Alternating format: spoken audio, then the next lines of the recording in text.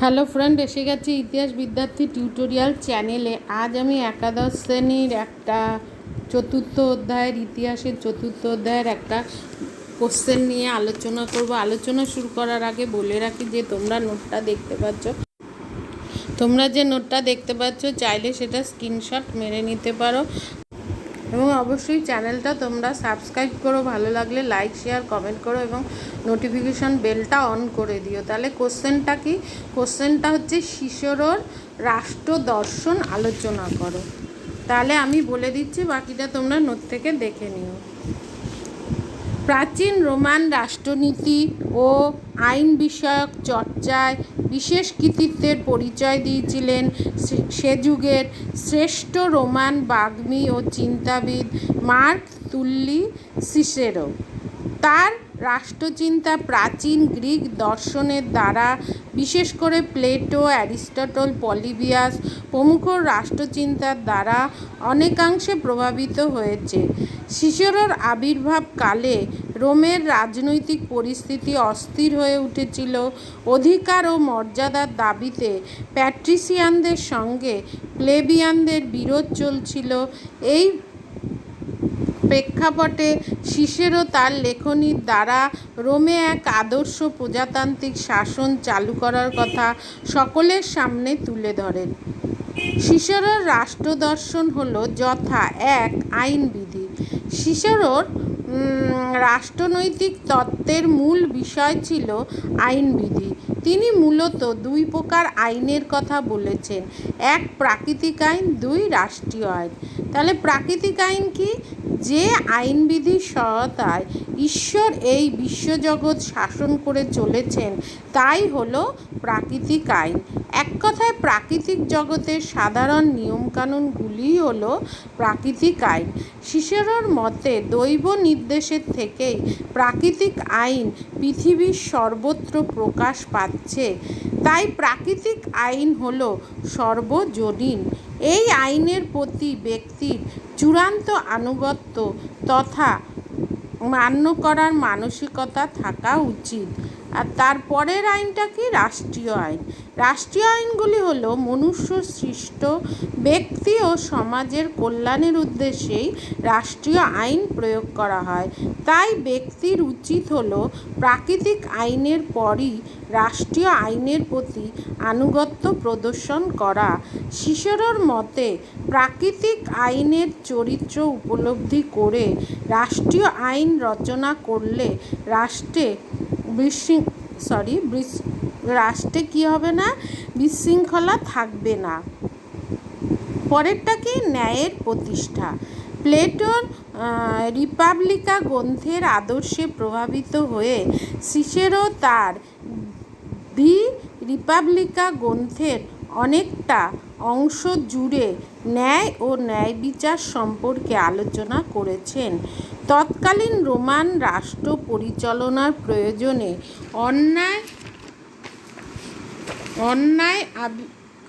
অন্যায় অবিচারের পথ গ্রহণ করা হতো, কিন্তু সিসেরো রোমান রাষ্ট্রের এই নীতির বিরোধিতা করে ন্যায়পরায়ণতা ও ন্যায় বিচারকে জাতির মেরুদণ্ড বলে উল্লেখ করেছেন।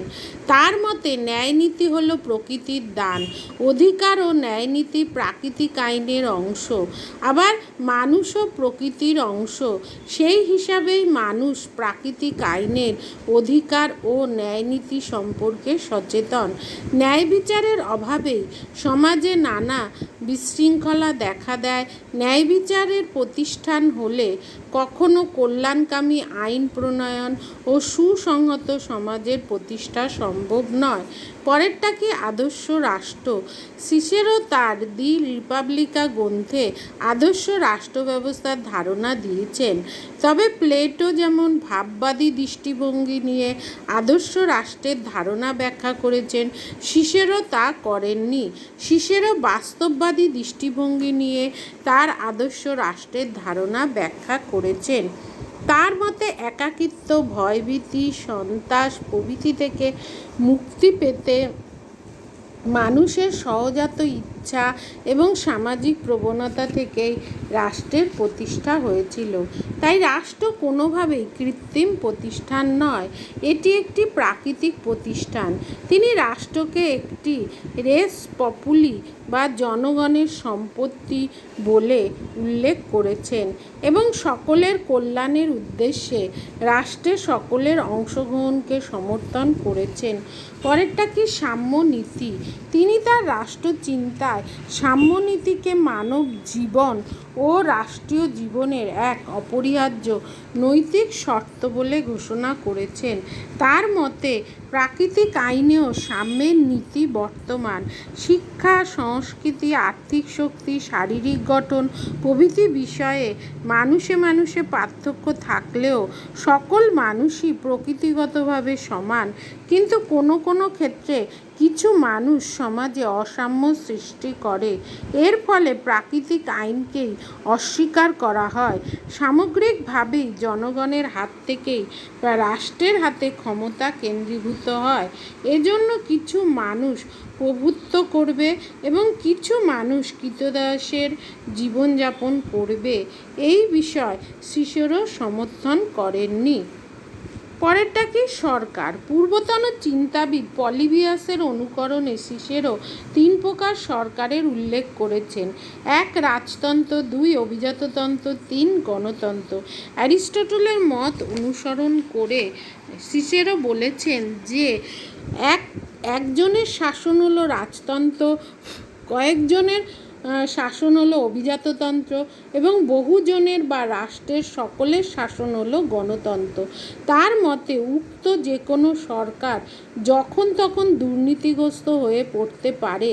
এজন্য উক্ত 3 ধরনের সরকারের গুণাবলীর সংমিশ্রণে গড়ে ওঠা কোনো সরকার হবে শ্রেষ্ঠ সরকার।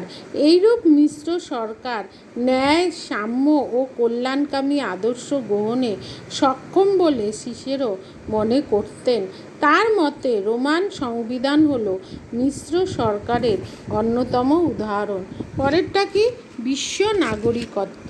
তিনি বিশ্বজনীন আদর্শে অনুপ্রাণিত হয়ে সমগ্র বিশ্বকে একটিমাত্র রাষ্ট্রে ঐক্যবদ্ধ হওয়ার স্বপ্ন দেখতেন। তিনি বিভিন্ন রাষ্ট্রগুলিকে নিয়ে একটি রাষ্ট্র সমবায় বা কমনওয়েলথ গড়ে তোলার আদর্শ প্রচার করেন।